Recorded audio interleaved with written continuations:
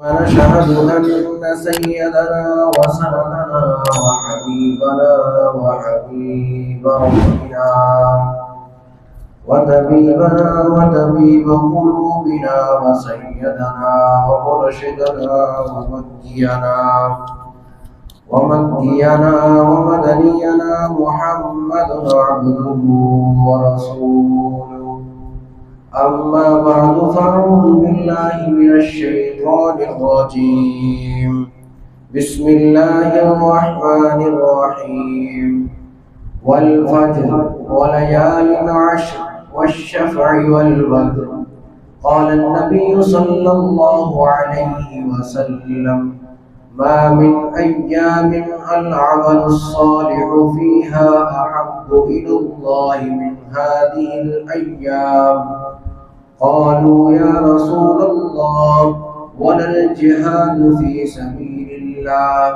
قال: ولا الجهاد في سبيل الله إلا رجل خرج بنفسه وماله فلم يرجع من ذلك بشيء.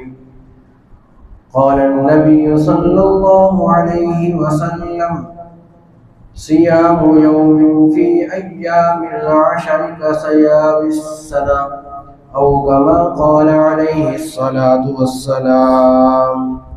صدق الله مولانا العظيم وصدق رسوله النبي الأمي الكريم، ونحن على ذلك لمن الشاهدين والشاكرين، والحمد لله رب العالمين. तमाम अहबाब मोहब्बत और ज़ौक़ से रोशन कर लें। अल्लाहुम्मा सल्लि अला मुहम्मद व अला आलि मुहम्मद कमा सल्लैता अला इब्राहीम व अला आलि इब्राहीम इन्नका हमीदुम मजीद। अल्लाहुम्मा बारिक अला मुहम्मद व अला आलि मुहम्मद कमा बारकता अला इब्राहीम व अला आलि इब्राहीम इन्नका हमीदुम मजीद। मेरे वाजिबुल एहतराम मुअज़्ज़ज़ सामीन किराम, आज ज़िलक़अदा की 25 तारीख है। आज से 5 दिन बाद या 4 दिन के बाद एक इस्लामी महीना जिसे ज़िलहज कहते हैं शुरू होने वाला है। यानी आइंदा जुमे से पहले पहले वो महीना शुरू हो चुका होगा। उस महीने से पहले उस महीने के मुताल्लिक़ चंद बातों का जानना ज़रूरी है। चंद फ़ज़ाइल व मसाइल, चंद आमाल जो उस महीने से मुताल्लिक़ हैं, उनका जानना ज़रूरी है। इसलिए आज की हमारी इस नशिस्त के अंदर उन्हीं फ़ज़ाइल व मसाइल और आमाल का ज़िक्र होगा। अल्लाह ताला ने इस महीने को एक मुनफरद खुसूसियत अता फरमाई है और इसके फ़ज़ाइल व मनाक़िब भी बयान फरमाए हैं। वैसे तो साल के 12 महीने के 30 दिन, दिन के 24 घंटे, हर आन हर घड़ी अल्लाह ताला ने बनाया है और सारे दिन देखने में एक ही तरह के हैं। एक ही सूरज तुलू होता है, एक ही गुरूब होता है, तो सारे दिन देखने में भी एक ही तरह के हैं।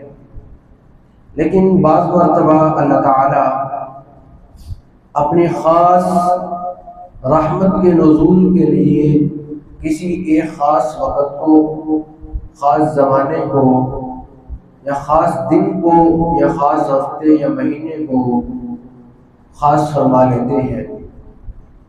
जैसे भी रमज़ान मुबारक का महीना गुजरा, रमज़ान के महीने के जो दिन थे वो भी आम दिनों की तरह थे। ये नहीं कि रमज़ान में 2 सूरज गुरूब होते हैं, 2 सूरज तुलू होते हैं, 2 सूरज निकलते हैं, 2 चांद निकलते हैं, ऐसा नहीं, बल्कि आम दिनों की तरह वो भी दिन थे। लेकिन अल्लाह ताला ने उस महीने को अपनी रहमत के लिए ख़ास कर लिया, उसके फ़ज़ाइल और मनाक़िब बयान फरमा दिए। अब वो महीना बकिया 11 महीनों के अंदर मुमताज़ हो गया, ख़ास हो गया। सवाल ये पैदा होता है कि अल्लाह ताला इस तरह का निज़ाम क्यों बनाया हुआ है? अल्लाह ताला ने इस तरह का निज़ाम क्यों बनाया हुआ है कि कभी कोई दिन आ जाता है, कभी कोई रात आ जाती है, कभी कोई महीना आ जाता है जिसके खुसूसी फ़ज़ाइल बयान किए जाते हैं। अब इसकी ख़ास वजह क्या है वो तो अल्लाह ताला जानते हैं, लेकिन सियाक़ो सबाब और हालात वाक़ियात जो बताते हैं वो ये है कि अल्लाह ताला ने इस इंसान को अपनी इबादत के लिए पैदा किया है। वमा खलक़तुल जिन्न वल इंसा इल्ला लियअबुदून, वजह हसर, इल्ला वजह हसर के लिए आता है। अगर कोई हम उर्दू में जुमला बोलते ना कि ये पंखा सिर्फ और सिर्फ इसी मस्जिद के लिए है, ये सिर्फ और सिर्फ का जो तर्जमा किया जा रहा है ये इल्ला का तर्जमा किया जा रहा है कि वमा खलक़तुल जिन्न वल इंसा इल्ला लियअबुदून, कि अल्लाह ताला ने इंसानों और जिन्नों को सिर्फ और सिर्फ अपनी इबादत के लिए पैदा किया है। तो जब इंसान दुनिया के कामों में मगन होता है, दुनिया की चमक दमक में खो जाता है, अल्लाह ताला को भूलना शुरू करता है, अल्लाह ताला से दूर होना शुरू होता है, तो अल्लाह ताला वक्तन फवक्तन, गाहे बगाहे, कभी कोई दिन लाते हैं, कभी कोई रात लाते हैं, कभी कोई महीना लाते हैं और उसको उसके फ़ज़ाइल बयान किए जाते हैं। क्योंकि इंसान की तबीयत में एक लालच है, जब उसको किसी काम की अहमियत बताई जाती है, उसके फ़वाइद बताए जाते हैं, उससे मिलने वाले नफ़े बताए जाते हैं, तो इंसान का दिल उसकी तरफ खींचता है। अल्लाह ताला वक्तन फ़वक्तन, कभी कोई रात ले आए, कभी कोई दिन ले आए, कभी कोई महीना ले आए, उसके फ़ज़ाइल बयान किए, उसके मनाक़िब बयान किए, उसके फ़वाइद बयान किए, ताकि इस इंसान का दिल इबादत की तरफ खिंचे, इबादत की तरफ मुतवज्जे हो। ये अपनी जो दुनिया की चमक दमक के अंदर मगन है, वहां से निकले, अपनी जिंदगी के मकसद को पहचाने कि अल्लाह ने मुझे दुनिया में भेजा क्यों है, अल्लाह ने मुझे दुनिया में पैदा क्यों किया है। खाना कमाना, कारोबार करना, बच्चे पैदा करना, उनके आगे शादियां करना, ये मुसलमान की जिंदगी का मकसद नहीं है। मुसलमान की जिंदगी का मकसद ये है वमा खलक़तुल जिन्न वल इंसा इल्ला लियअबुदून, जरूरियात पूरी होती है हो ना हो, लेकिन इबादत इसकी पूरी होनी चाहिए। ये मकसद हयात है, ये मकसद इसका बताया जा रहा है कि इबादत के लिए पैदा किया गया है। इसलिए अल्लाह ताला वक्तन फवक्तन, कभी कोई दिन लाते हैं, कभी कोई रात लाते हैं, कभी महीना लाते हैं, उसके फ़ज़ाइल सुनाए जाते हैं, फ़ज़ाइल के ज़रिए से आमाल पर खड़ा किया जाता है ताकि शौक़ पैदा हो, फ़ज़ाइल सुनाए जाते। अब ऐसा तो नहीं है रमज़ान पीछे गुजरा, रमज़ान में कोई फरिश्ता उतरा कि उसने हमें ज़बरदस्ती मस्जिद में धकेला, ज़बरदस्ती हमसे कुरान खुलवाया, ज़बरदस्ती हमसे रोज़े रखवाए, नहीं, बल्कि फ़ज़ाइल ही इस कदर बयान किए गए, फ़वाइद इस कदर बयान किए गए कि मुसलमान के दिल में खुद ब खुद शौक़ पैदा हुआ कि मुझे ये अमल करना चाहिए। तो अल्लाह ताला आमाल के ज़रिए से, अभी ये रमज़ान का महीना गुजरा, उसके फ़ज़ाइल बयान किए, रमज़ान ख़त्म हुआ, शवाल के 6 रोज़ों के फ़ज़ाइल बयान किए, शवाल के बाद ज़िलक़ादा का महीना शुरू हुआ, उसके फ़ज़ाइल बयान हुए, उसमें हज पे जाने वालों के फ़ज़ाइल बयान हुए। अब ज़िल हज का महीना शुरू होने वाला है, उसमें जो इबादत होंगी उसके फ़ज़ाइल बयान कर रहे हैं। अल्लाह ताला खुद बयान फरमा रहे, अपने प्यारे नबी सल्लल्लाहु अलैहि वसल्लम की ज़ुबान अतर से बयान करवा रहे, ताकि मुसलमान के दिल में शौक़ पैदा हो, इबादत का शौक़ पैदा हो, इसलिए फ़ज़ाइल बताए जा रहे। तो फ़ज़ाइल के ज़रिए से, वाइदों के ज़रिए से इंसान डरता है। वाइदे सुनाई जाए, जहन्नुम का तज़किरा हो, ये सख्तियों का तज़किरा हो, वाइदों से इंसान डरता है, लेकिन अमल का जो शौक़ पैदा होता है वो अमल का शौक़ फ़ज़ाइल के बयान से पैदा होता है। नफ़े बयान करना, नमाज के फ़वाइद बयान करना। अब नमाज के फ़वाइद भी हैं और उसको छोड़ने के नुकसानात, उसकी वाइदे भी हैं, लेकिन फ़ज़ाइल उसके ज़्यादा है। जितने भी अमाल आप देखेंगे, उन सब के फ़ज़ाइल के आमाल, उनके फ़ज़ाइल ज़्यादा हैं। नमाज है, रोज़ा है, हज है, ज़कात है, बड़ों का अदब है, वालिदैन की खिदमत है, और माशरे हमसायों के हुकूक हैं, जितनी भी माशरती चीज़ें हैं, अखलाकियात हैं, जितनी भी सारी चीज़ें हैं, उनके आमाल के फ़ज़ाइल ज़्यादा हैं, उनकी वाइदें कम हैं। फ़ज़ाइल इसलिए बयान किए जा रहे हैं ताकि इसके ज़रिए से शौक़ पैदा हो, अमल करना आसान हो। अभी ज़िलहज का महीना शुरू होने वाला है, इसके पहले 10-12 दिन जो है वो बड़ी अहमियत के हामिल हैं। इसके अल्लाह ताला ने फ़ज़ाइल बयान फरमाए हैं। सूरतुल फ़जर अम्मा पारा पहली आयत है, वल फ़ज्र वलयालिन अश्र वश्शफ़अ वल वत्र। अल्लाह ताला इन आयात में कसम खा रहे हैं कि फ़जर की कसम है, वलयालिन अश्र 10 रातों की कसम है, जुफ्त और ताक की कसम है। अल्लाह ताला कसम खाकर इन रातों की फजीलत बयान फरमा रहे हैं। 10 रातों की फ़ज़ाइल बयान करने से पहले अल्लाह ताला कसमें उठा रहे हैं। अब वलयालिन अश्र 10 रातों से कौन से दिन और रात मुराद है? अल्लामा कुर्तुबी रहमतुल्लाह ने लिखा है कि इससे मुराद ज़िलहज के पहले 10 दिन हैं, और दीगर मुफस्सिरीन ने लिखा है कि ये रमज़ान के जो आखिरी 10 रातें हैं, इससे वो मुराद है। लेकिन ज़्यादा मुफस्सिरीन का जो कौल है वो यही कहते हैं कि इससे रमज़ान की आखिरी 10 रातें और ज़िलहज की पहली 10 रातें, इससे वो मुराद हैं वलयालिन अश्र से। अल्लाह ताला इन आयात के अंदर इन पहली 10 रातों की अहमियत बयान फरमा रहे, कसम उठाकर। अहादीस में इन रातों की फजीलत बयान की गई है। पैगम्बर दो आलम सल्लल्लाहु अलैहि वसल्लम ने इरशाद फरमाया, तिरमिज़ी शरीफ की रवायत है, मा मिन अय्यामिन अल अमलु सालिहु फीहा अहब्बु इलल्लाह, कि अल्लाह ताला को इन 10 दिनों के अंदर जो अमल महबूब है वो सारा साल पूरा साल अल्लाह ताला को अमल महबूब नहीं, जिस कदर इन 10 दिनों के अंदर अल्लाह ताला को अमाल महबूब है। तो पैगम्बर सहाबा ने पूछा, या रसूल अल्लाह, अगर कोई जिहाद के लिए जाए तो जिहाद भी इन 10 दिनों के अंदर इबादत से कम है? पैगम्बर दो आलम सल्लल्लाहु अलैहि वसल्लम ने फरमाया, हाँ, जो इन 10 दिनों के अंदर इबादत करेगा वो जिहाद से भी ज़्यादा फजीलत ले जाएगा, वो जिहाद से भी ज़्यादा फजीलत ले जाएगा। एक और रवायत तिरमिज़ी शरीफ की, पैगम्बर दो आलम सल्लल्लाहु अलैहि वसल्लम ने इरशाद फरमाया कि जो शख्स इन 10 दिनों के अंदर रोज़ा रखता है, अल्लाह ताला उस एक रोज़े की बरकत से इसको 1 साल के रोज़ों का जो सवाब अता फरमाते हैं। और इन 10 रातों के अंदर एक रात की अगर कोई इबादत करता है, अल्लाह ताला उसको लैलतुल कद्र के अंदर इबादत करने का जो सवाब अता फरमाते हैं। अब इन 10 दिनों की इतनी अहमियत क्यों है? क्योंकि इसके अंदर अल्लाह ताला की एक अजीम इबादत जिसे हज कहा जाता है, वो इस अशरे की 10 तारीख से शुरू होकर 12 तारीख तक चलती है। इस वजह से इसको अहमियत हासिल है। दूसरी एक अजीम इबादत जिसे कुर्बानी की इबादत कहा जाता है। अब जब कुर्बानी की तज़किरा शुरू होगा, कुर्बानी की बात शुरू होगी, तो बहुत से लोग सवालात करेंगे, भाई इतनी गर्मी है, इतना कुछ हो रहा है, कुर्बानी से बेहतर आप कूलर लगवा दो। कुर्बानी से आपको ये एतराज़ात सुनने को मिलेंगे, कुर्बानी से बेहतर है मोहल्ले में किसी बेवा को ज़रूरत है पैसों की, उसको पैसे दे दो, या नौजवान कोई लड़की है उसकी शादी करवा दो। ये एतराज़ात आपको सुनने को मिलेंगे। तो मेरे दोस्तों, इबादत से मुआवजा नहीं किया जाता, इबादत का और ख्वाहिशात का मुआवजा किया जाता है कि हम अपनी ये जो हम फजाइल सुना रहे हैं कि भाई ठंडे पानी का कूलर लगवा दें, तो जो हमारे घर में LCD लगी हुई है उसको बेचकर हम कूलर क्यों नहीं लगवा देते? जो मेरे पास 2-3 मोबाइल है इस्तेमाल के लिए, एक से जरूरत पूरी हो रही है, 2 बेच के मैं उससे कूलर क्यों नहीं लगवा देता? मेरे घर में 2-3 गाड़ियां, एक बेचकर मैं उससे कूलर क्यों नहीं लगवा देता? तो ये दुनिया कुफर इबादत से दूर करना चाहती है।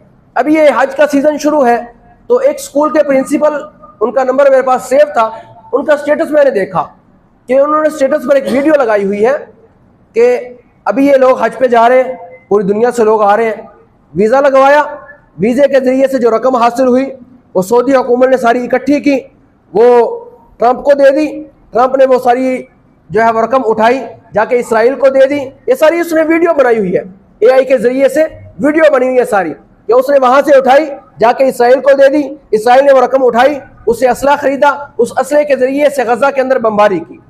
यानी ये AI के ज़रिए सारी वीडियो बनाकर मुसलमानों की ज़हन साजी की जा रही है, उन्हें इबादत से दूर किया जा रहा है।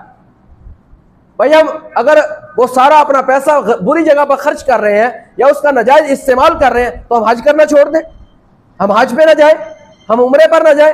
तो जब अभी कुर्बानी की बात आएगी तो यहाँ इस तरह के एतराज़ात आपके सामने आएंगे। तो मैंने अर्ज किया कि इबादत का इबादत से मुआवजा नहीं किया जाता कि भाई इबादत को छोड़ दिया जाए और जो है वो ठंडे पानी का कूलर लगवा दिया जाए, किसी बेवा की खिदमत कर दी जाए, किसी यतीम बच्चे की शादी करवा दी जाए, बल्कि इबादत का और ख्वाहिशात का मुआवजा किया जाता है कि भाई इबादत को जैसे अल्लाह ने हुक्म दिया वैसे पूरा किया जाए, अपनी ख्वाहिशात को कम किया जाए। मेरे घर से अगर एलसीडी उतरेगी तो मेरे बच्चे मर नहीं जाएंगे, मेरे घर से अगर एक गाड़ी कम हो जाएगी तो हम मर नहीं जाएंगे, उससे हमारी ख्वाहिशात कम हो जाएंगी, हम उससे मर नहीं जाएंगे। लेकिन जिस मकसद के लिए वमा खलक़तुल जिन्न वल इंसा इल्ला लियअबुदून, अल्लाह ने इबादत के लिए जो पैदा किया है, अगर हम उस मकसद से हटेंगे फिर दुनिया आखिरत में हमारे लिए खसारा होगा। आज जो उम्मत परेशान है, आज जो उम्मत परेशान है, हर जगह उम्मत में जो हालात हैं, उसकी बुनियादी वजह यह है कि उम्मत अपने मकसद हयात से हटी हुई है। हमारे यहां मस्जिद में पंखे लगे हुए हैं, इस पंखे का मकसद खूबसूरती नहीं है, इस पंखे का मकसद सिर्फ जो है घूमना नहीं है, इसका मकसद हवा देना है।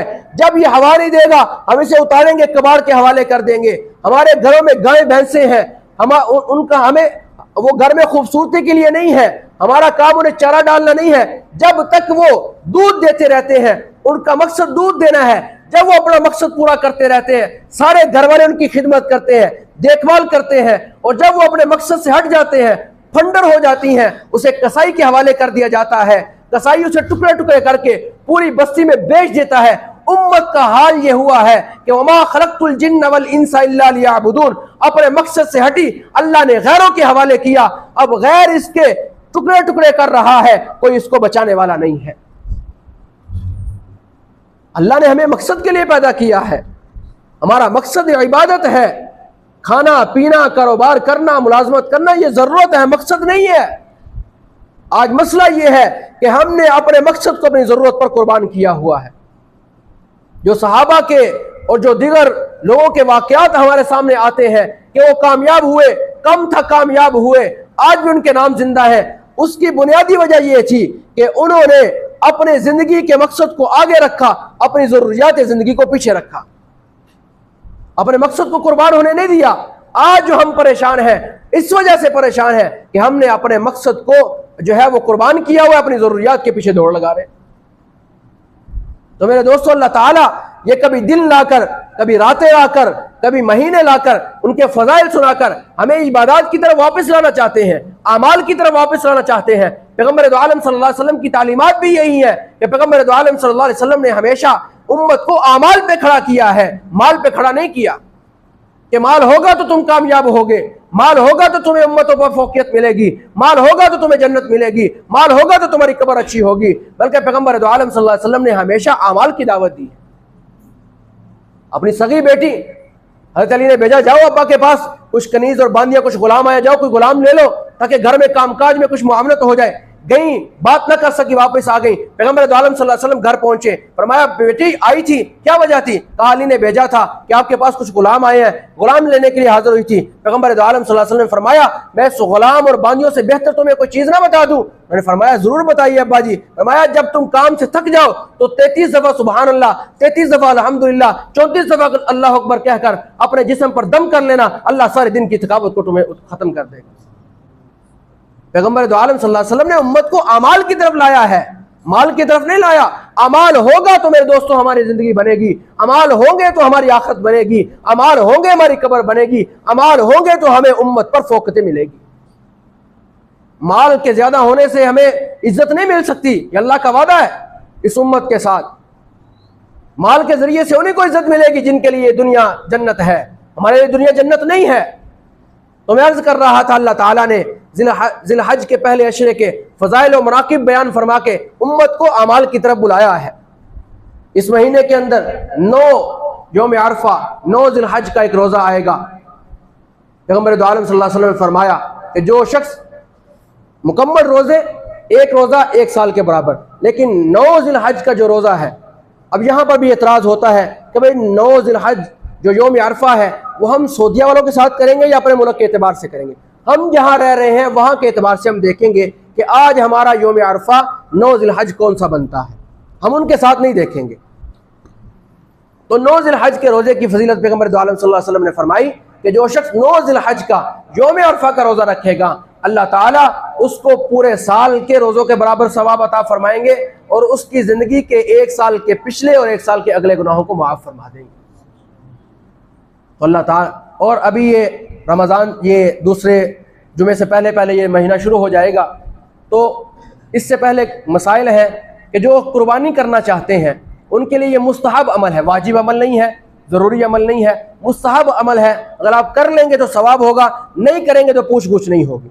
कुर्बानी करना चाहते हैं तो बाल ना कटवाएं चांद देखने के बाद, चांद देखने से पहले पहले बाल कटवा लें, नाखून कटवा लें, चांद देखने के बाद बाल ना कटवाएं। जब कुर्बानी करें, आप कुर्बानी पहले दिन कर रहे हैं, आप कुर्बानी दूसरे दिन कर रहे हैं, आप कुर्बानी तीसरे दिन कर रहे हैं, फिर आपके लिए लाजिम है कि उस वक्त आप बाल और नाखून उस वक्त काटें जब आपकी कुर्बानी हो जाए। तो कुर्बानी वाजिब किस पर है, ये भी सवाल होता है, कुर्बानी वाजिब किस पर है? कुर्बानी हर उस शख्स पर वाजिब है जो सदका फितर देने का अहल है। सदका फितर देने का अहल कौन है? जो ज़कात देने का अहल है। ज़कात और सदका फितर में सिर्फ इतना फ़र्क है कि ज़कात के लिए ज़रूरी है कि जो माल आपके पास मौजूद है उस पर पूरा साल गुजर चुका हो। सदका फितर के लिए ज़रूरी नहीं है, बल्कि आपके पास 7.5 तोला सोना या 52.5 तोला चांदी की रकम आपके पास मौजूद है तो आपके ऊपर कुर्बानी वाजिब है, आप कुर्बानी आपके लिए ज़रूरी है। तो पैगंबर दो आलम सल्लल्लाहु अलैहि वसल्लम ने जो कुर्बानी नहीं करता उसके लिए बड़ी सख्त वाइद फरमाई है कि वो हमारी ईदगाहों की तरफ ना आए, जो कुर्बानी कर सकता हो और कुर्बानी ना करे। इसके अंदर और बहुत से मसाइल हैं, इज्तिमाई कुर्बानी के हवाले से और इसी तरह इनफरादी कुर्बानी के हवाले से और उधार